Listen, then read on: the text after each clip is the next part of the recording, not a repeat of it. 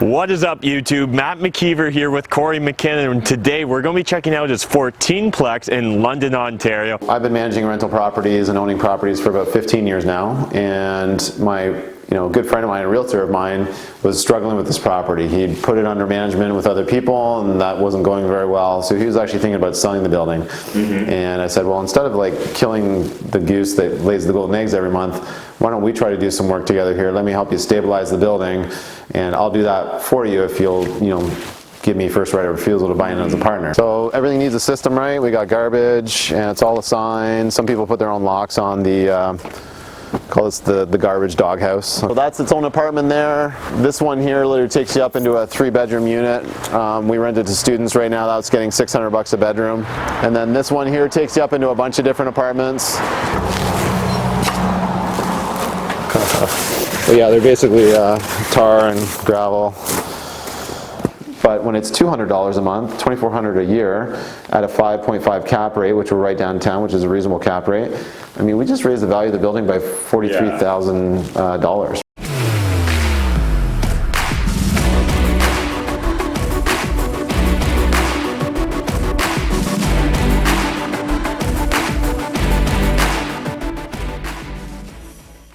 What is up, YouTube? Matt McKeever here with Kory MacKinnon, and today we're going to be checking out his 14-plex in London, Ontario. I'm really excited. It's a massive building, fantastic location. Let's dive into it. Oh yeah, one thing we had to do here was parking.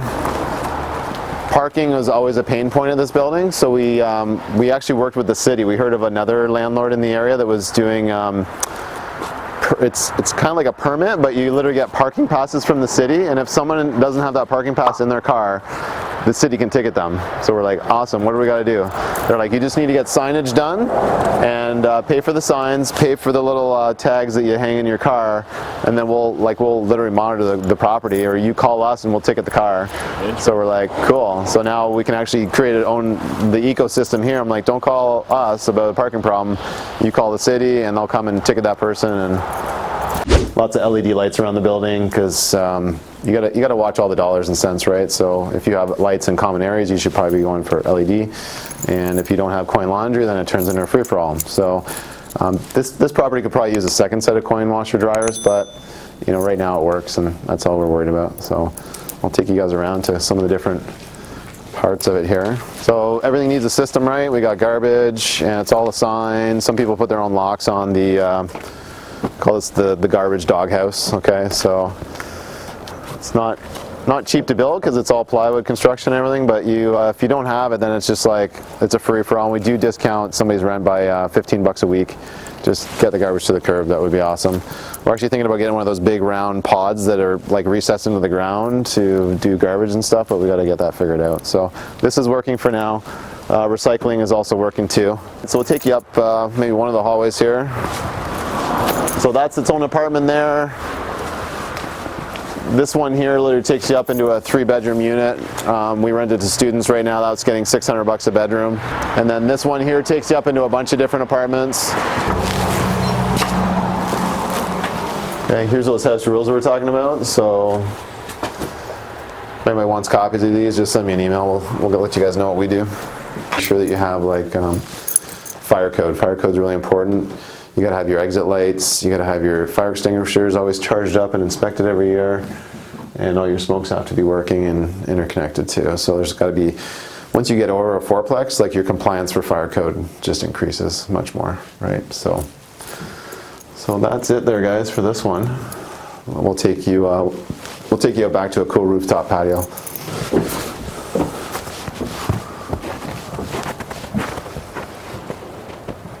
Have you guys ever seen a flat roof before? A couple times. But yeah, you gotta make sure these guys are always not blocked. Yeah.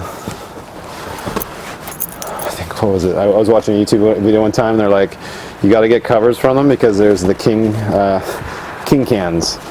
A king can actually get down this hole and plug it up or something like that. And like, now we got the covers on it. yeah. But yeah, they're basically tar and gravel.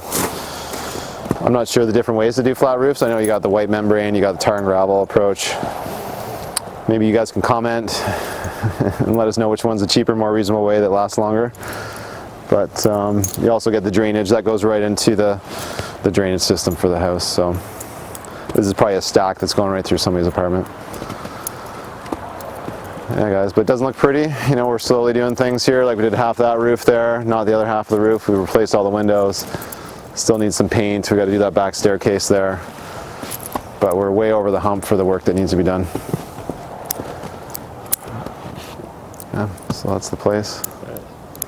What is up, YouTube? Matt McKeever here with Kory MacKinnon. We're in London, Ontario, actually downtown London, Ontario. We're checking out a really unique building, and it's got a really unique backstory on how you kind of got involved with this building as well, right, Kory? It does, yeah. So do you mind breaking that down for us?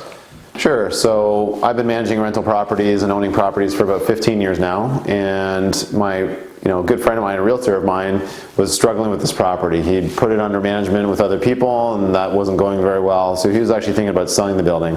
And I said, well, instead of like killing the goose that lays the golden eggs every month, why don't we try to do some work together here? Let me help you stabilize the building, and I'll do that for you if you'll, give me first right of refusal to buy in as a partner, right? But let me do my job first. Let me get the rents up, get the stabilize the tenant base, and then we'll continue that conversation, which we're at that point now. So. Yeah, and I just love the creativity behind it, right? A lot of real estate investors struggle with the idea of, if I don't have a ton of money or a ton of experience, how can I break into the game? And particularly, like, this is a 14-plex that we're standing in right now. Right. So it's one of those things. I think a lot of people watch my YouTube channel, it's an aspirational goal, but it's very difficult for them to envision it as a realistic goal. That's right. And so you were saying before we kind of turned on the cameras that there's a great opportunity that you can offer to property manage for people, learn their business model, get them to kind of know you, like you, trust you, and then at that time you can often kind of step in and either become part of their long-term plan for their disposal, or maybe buy in and partner with them.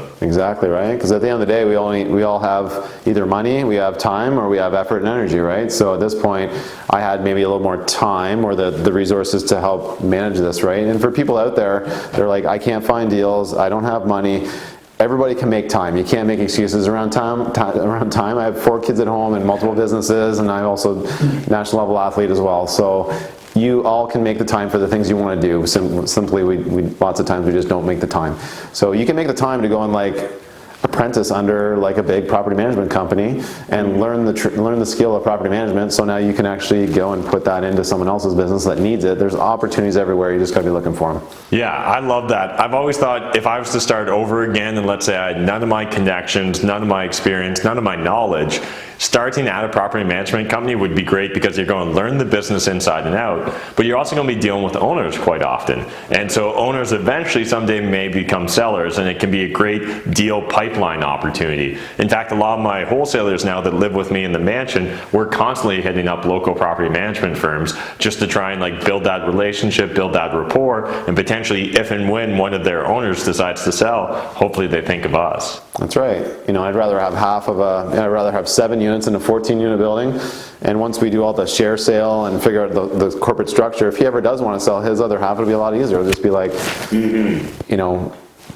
a very small amount of work as opposed to getting it done the first time. So I'd rather have half of something big than all of something smaller. So what does stabilizing a building like this look like? What did you kind of come in and start changing or doing to get it up to a better, more effective use? Sure. So when we started managing the property, there was very few rules around garbage, parking, noise, smoking, all that sort of stuff. So we just came in. We always observe for the first month, and we're just okay, I'll give everybody the benefit of the doubt first, and we're just going to observe. And we do know who the key people are in the building that we need to watch, and who are our eyes on the ground as well. So we're just give us intel. Give us intel, and then we'll always be asking the person hey, did that happen? What's going on, right? So we're looking at who's, where the information's coming from. You got to kind of be a detective sometimes without having to put up security cameras and all that sort of stuff. So we always get the information first, and then we start to just implement our rules. And we're always firm and fair, but it's look, we can't be making side deals for everybody, or you can do this, but you don't have to do it kind of thing. There has to be law and order, and I like what Adam Kitchener said is there's only a few rules, right? Pay rent on time, don't do any damage to the property, and be good to your neighbors, don't make noise and all that kind of stuff, right? So if you keep it simple like that, then it's the fewer the rules. I find it, especially as my family grows, you gotta have fewer rules, right? If you ever talk to people that have triplets or quintuplets, it's like we have very few rules in the house. The food's got to get down your mouth, and like we got to have fun. So the same thing with the property here. So some of the units were under rented. Some of the units did have some characters that were borderline, not following the right side of the law. So we eventually got them out by N5ing enough times, and they'll just be like, this landlord's not giving up. So you gotta have a presence at the property. Like lots of times people struggle with their properties because there's no leadership of the property. They never see the landlord, and they never see like anything ever getting cleaned up if there ever was an issue or like a problem that needs to be fixed, right? So we want to make sure that we're responsive and we have a presence and that there's no messing around. Like, these are the rules, and if you're not following the rules, then it's not going to be a pleasant situation for people to keep staying here. So yeah, and those like small changes, like making sure garbage is managed and noise is managed, slowly over time your profile of tenant's going to drastically improve, rents are going to increase, it's just going to become a more desirable property overall. Yeah, and at the end of the day, like our tenants, we want to look for working class that just want to come home from working all day, either their 1 or 2 or 3 jobs, and they just want to enjoy their unit without lots of noise and stuff like that, right? So that's what we're doing. Awesome, love it. And so right now we're standing in a unit that just recently came up vacant, a little bit under rent. You're currently in the process of turnover, and so you're now going to be able to increase the rents? That's right. I think we got an example here. So this unit was probably, and this was a rent rate that was set like 7 years ago. So we were at probably $200 undervalued, and London's had great appreciation in rents the last 3 years. So you got to be prepared for that. And when people are doing these, sometimes people don't think like, well, 50 bucks, 25 bucks, it doesn't matter. I'm not, and again, I'm not going to fight tooth and nail for every single dollar, because as you have more units, you got to pick and choose your battles. For me, if I'm fighting for top dollar, which I used to do when I only had like 5 or 10 doors on every single re-rental, I'm like, you know what, I'll give somebody a deal by 25 or 50 bucks sometimes, just for speed and velocity and get it done, and have that choice of the litter of who we want to work with. But when it's $200 a month, $2,400 a year at a 5.5 cap rate, which we're right downtown, which is a reasonable cap rate, I mean, we just raised the value of the building by $43,000, right? So even something smaller, right? If we're fighting for $75 a month, because now we're switching from electric heat, which a lot of these units have, to like gas heat. Now you can say, look, like your total cost of ownership or renting is going to be lower, so the rent's going to go up a little bit. That also changes the value of the building by like over $16,000. So there's opportunities anywhere, and the bigger the building, you have more touch points for those opportunities. Yeah, and so this building, is it currently electric heat?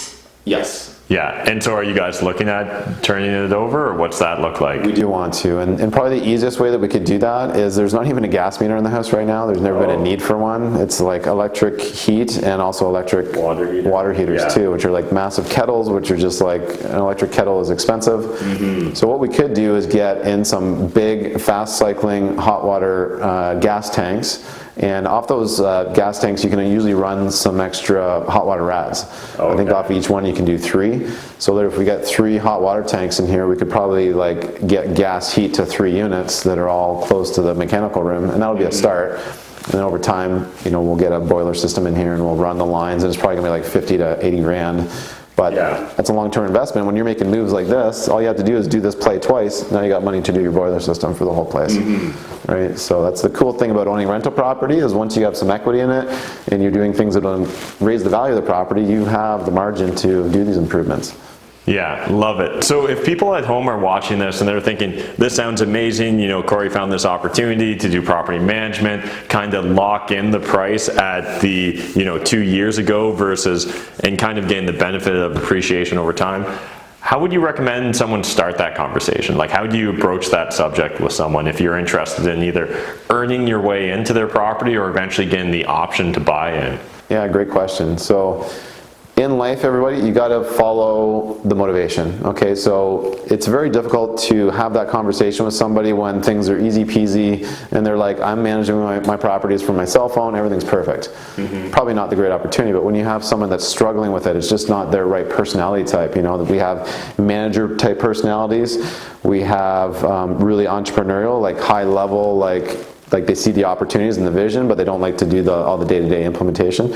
Then you also have like the really like granular nitty-gritty, like the people that are like, I like to work the tools and just like, I'm the implementer and I'm the tradesperson, right? So when you have the right personality type that struggles with leadership and management, that's where the opportunity comes in. Like they're struggling and they'll give up half their value because you're going to raise the value anyways. The buy-in's not going to be as much because now, I mean, I've made them 200 grand anyways, right? So you're just showing the value proposition time and time again. But you do need to look for the motivation. And if you think these numbers are too big, then just take a zero off it, okay? Like go find like a rundown $140,000 duplex in a super value-based city. I mean, the opportunities are there. You might look on the internet and find some of their ads and it's like, whoa, they're actually bad pictures and bad decor and paint jobs and all that sort of stuff. These people need my help for property management. Yeah, love it. That's a great tip. Just kind of go through Kijiji or Facebook Marketplace, look for properties that appear to be under rented, maybe mismanaged, and why not just reach out to that owner and see if there's a win-win opportunity. My favorite is when you got the old European, I hate the stereotype, but they literally just have for rent on a sign in the front lawn. That's not how business is done. Business hasn't been done like that for 15 or 20 years. So. Yeah. But opportunities are everywhere, people. You just literally got to turn your brain onto them, okay? You got to be like, instead of like on Instagram every 5 minutes, which you should be if you're following these guys, but you know, be out there being mindful and saying like, I want to go see these opportunities, right? Maybe one day we can actually shoot a video where we're just driving around. I'm like, look at that, look at that, look at that. Like my brain is turned on for opportunities. Your brain is turned on for opportunities. You guys need to turn your brains on for opportunities like this. Yeah, problems are profits, guys. If you want to see us do that video with Kory, jump in the comment section and let us know, and we'll go driving for dollars and see if we can find some interesting properties here in London, Ontario. We won't see, we will find them. Awesome. Thanks again to Kory for giving us a tour of the property and breaking down the numbers behind this. Thanks for taking us up to your rooftop. That was lots of fun. Let us know in the comment section, what do you think about this strategy? Was this something you would take on in order to earn your way into, say, a large multifamily property?